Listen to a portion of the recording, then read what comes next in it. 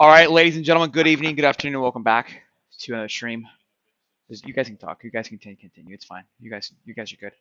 Um, what do we think? What's our thoughts on today's game? How did we feel about that? I'm excited. I think as Florida fans, we expect to dominate every game, and I think that's where we have a little bit of this like frustration of like we expect to roll Mizzou, and I probably hyped that up a little bit on Wednesday of I expected us to go in, but look what Georgia just did against Mizzou. I mean, they limped by Missouri, right? And I think if you watch the game and you kind of break it down and you look at it, you have to be happy with what we saw in some pieces, frustrated in others.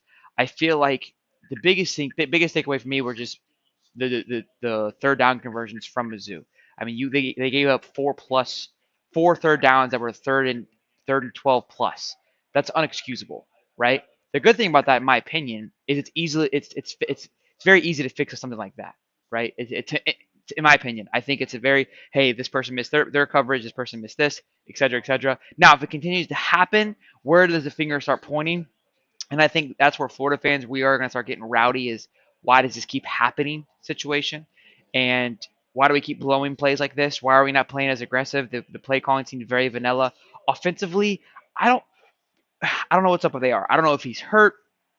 It's just the swings in between weeks is crazy to me. The confidence that when it goes from how he was the man in Eastern Washington. Well, of course you're going to be the man, But how do you take that energy and how do you pocket that same style of love for the game and carry that from week to week? That's where the greats come from, right? The biggest thing I think we as a society have a hard time managing is the ebbs and flows, right? You don't want to get too high, you never want to get too low, and I don't think he's doing a good job of managing that at the moment.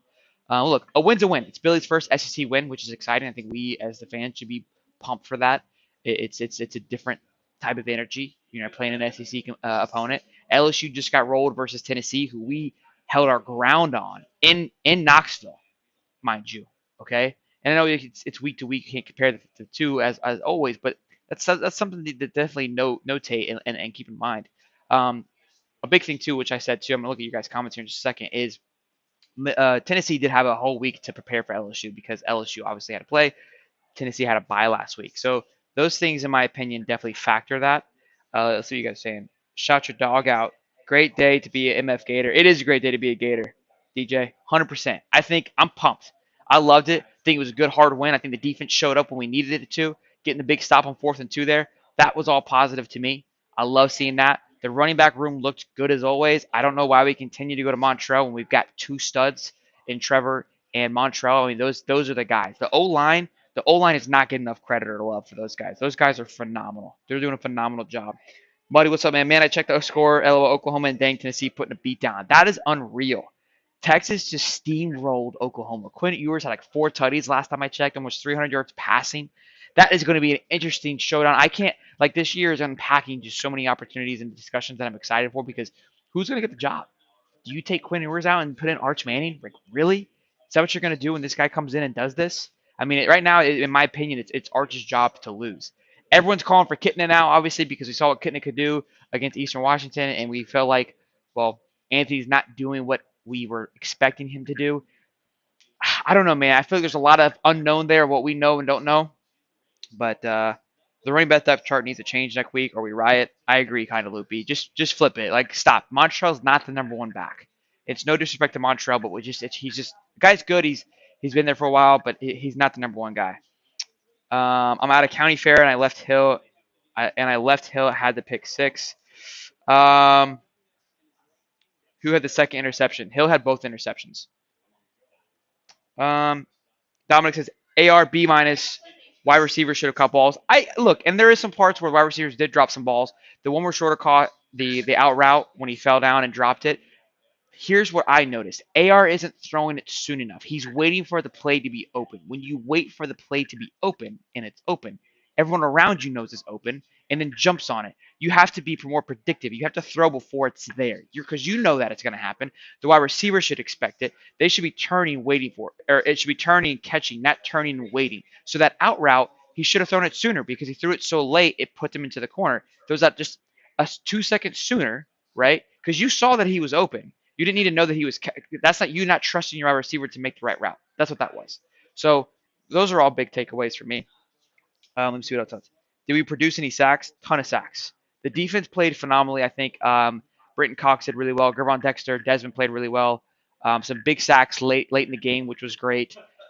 Again, it's play calling to me. The play calling is very vanilla. The DBs are playing back a lot, especially when they shouldn't be. They should be on the line.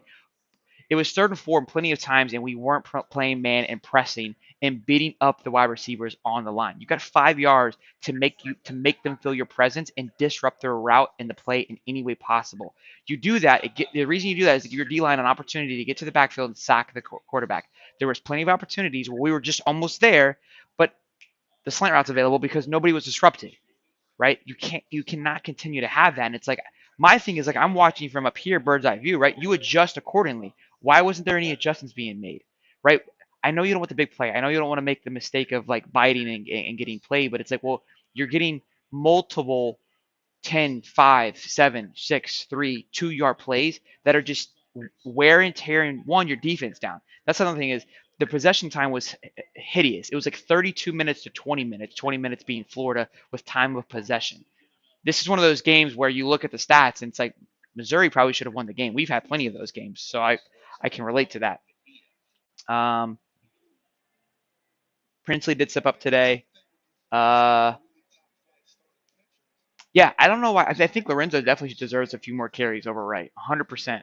But look, it was a good noon game. Fun to kind of get that started. Now it's 3:30. I still feel fresh. It's not like a late game, and you're kind of groggy. It's got a lot of football left for the rest of the day, so it's gonna be an exciting day. We've got some playoff baseball, which go Braves, obviously. But let me know your guys' thoughts. What did you guys feel about today's game? How did you guys feel? I know you guys are reading in the comments here. We're giving some grades.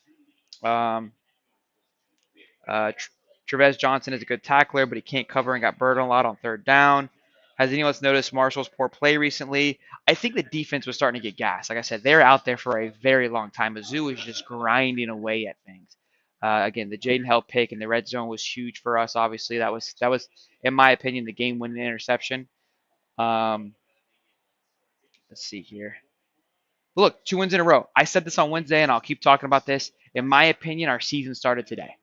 2-2, or yeah, 2-2. Now we're 3-2, obviously, or no, 4-2. Excuse me. So our season started in a sense last week. We beat Eastern Washington. We're 1-0. Now we're 2-0, right? Because the other games to me kind of just pushed us to the side. No big deal. They are what they are. Forget about it. Utah doesn't matter. Kentucky doesn't matter. Tennessee doesn't matter. The USF game doesn't matter. Those first 4 games, that's preseason for us. Okay, you can say preseason was, or Eastern Washington was preseason too. Today starts the season. We want to what do we do from here today, right? We go get a W today. We go to we're not into, but we go play LSU next week. We get the W. Things start clicking. Things start moving along. Things start looking in the right direction. Now we're rolling. We got a ton of recruits coming next Saturday, which is going to be huge for the program. So that's what you got to do. That's how you have to have that mindset. If you're playing for Florida right now, 10-2 is still there. I'm going to believe that and preach that until it's not. So in my opinion, that is a full reality. It's not a dream. That's what we're going for. Georgia's beatable. Okay, it's gonna see how Auburn plays them today. That's gonna be an interesting game. See how that plays out. And fun to watch for that. But I'm excited. I'm happy with how things played out. There is some question marks, some things we need to work on, but every time we talk about it, every time we have these conversations, not like I'm talking to Billy or anything, but the things that we notice, the things that you guys talk about in the chat, there seems to be progress. There seems to be improvement. So I think we have to acknowledge that. Like, look, at least things are getting better. And that's what's promising for me. Let's see what you guys are saying here.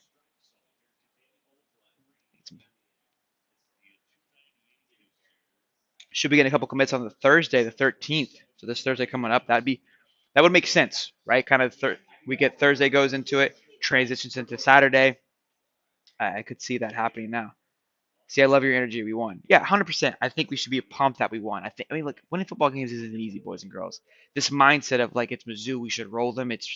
That's nonsense. You got to go out there and play a game. Each game's a different challenge. It's a new chessboard, right? And sometimes you're off and you've got somebody throwing things out that you weren't prepared for. So being able to handle what's thrown at you and adapt and evolve and look, that last play there, we kind of when AR threw that interception, the defense could have folded, the play calling could have folded, and we could have allowed them to march on the field, but we didn't.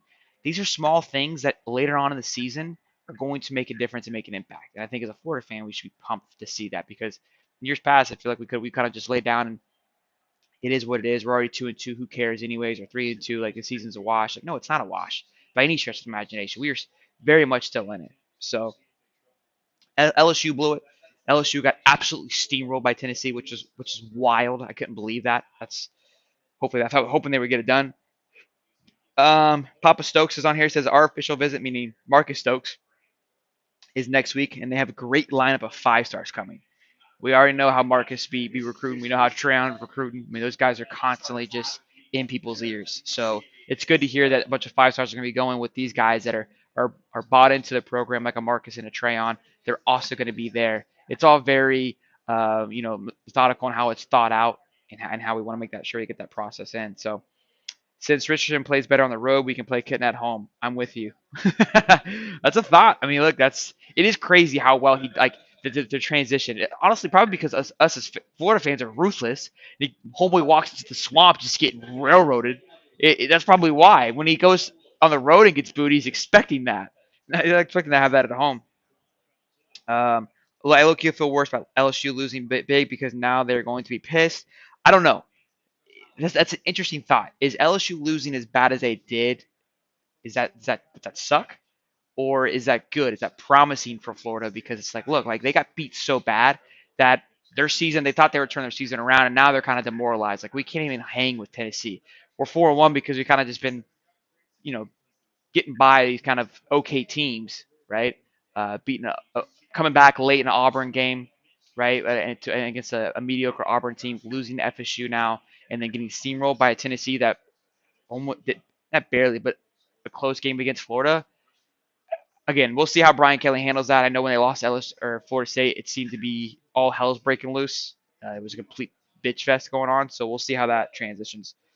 I keep missing the Sunday show. What time are you going live on Sundays? Sundays are kind of and they change just because of what we got going on.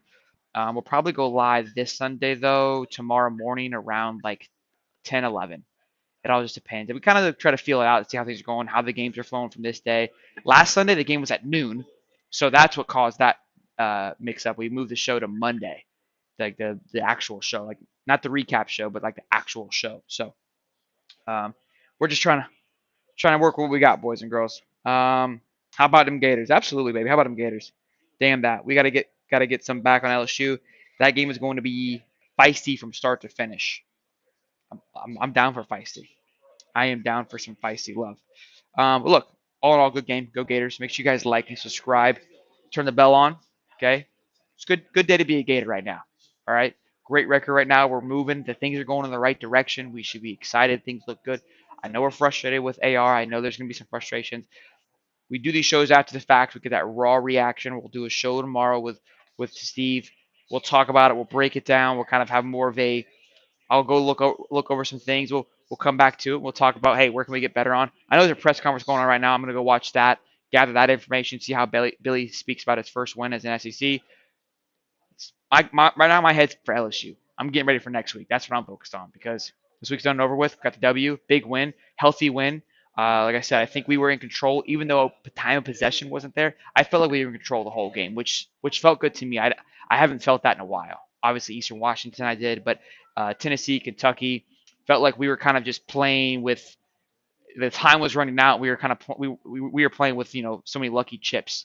Today it felt like we were playing well. It was just we kept missing dumb plays. It's like why are we missing those? Right? It wasn't like completely disastrous. It was just small, which ended up being pretty bad. But penalties were phenomenal. I think we only had by the end of the game 2 penalties. I believe there was a false start, and it might have only been the one.